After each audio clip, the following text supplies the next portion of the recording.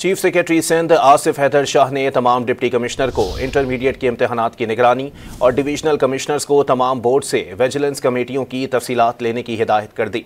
मजीद जानते हैं don news के नुमाइंदे सैयद वसीम से। वसीम, क्या तफसीलात हैं? जी बिल्कुल, चीफ सेक्रेटरी सिंध आसिफ हैदर शाह की ज़ेर सदारत ये अहम इजलास हुआ है जिसमें तमाम महकमों के सेक्रेटरीज और डिविजनल कमिश्नर्स ने शिरकत की है। चीफ सेक्रेटरी सिंध आसिफ हैदर शाह ने तमाम डिप्टी कमिश्नर्स को इंटरमीडिएट इम्तिहानात की निगरानी की हिदायत की है। तमाम बोर्ड से जो विजिलेंस कमेटियों की तफसीलात हैं वो हासिल की जाएं, ये हिदायत की गई है चीफ सेक्रेटरी सिंध की जानिब से। तमाम फील्ड अफसरान की कारकर्दगी को जांचने के लिए टास्क ट्रैकिंग सिस्टम मुतारिफ कराया जा रहा है, ये कहना है चीफ सेक्रेटरी सिंध आसिफ हैदर शाह का, जिसके तहत जो है वो तमाम जो टीमें हैं उनको ट्रैक किया जा सकेगा और जो है कड़ी नजर रखी जा सकेगी।